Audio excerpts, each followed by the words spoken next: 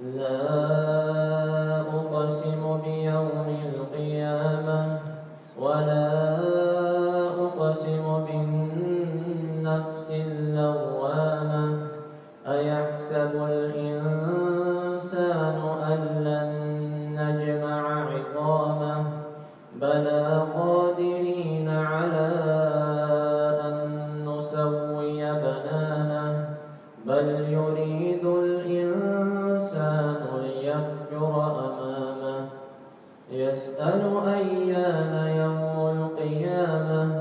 فإذا برق البصر وخسف القمر وجمعت الشمس والقمر يقول الإنسان يومئذ أين المفر كلا لا وزر إلى ربك يومئذ المستقر ينبأ الإنسان يومئذ بما قدم وأخر بل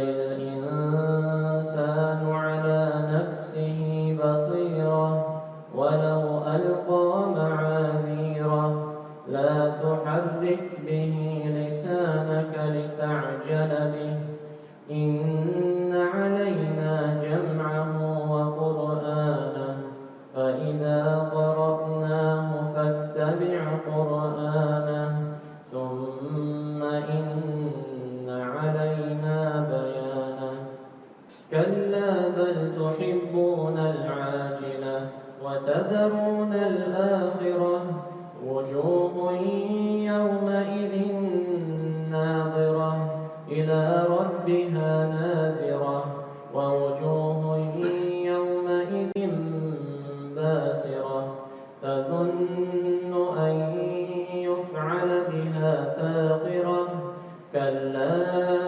إذا بلغت التراقي وقيل من راق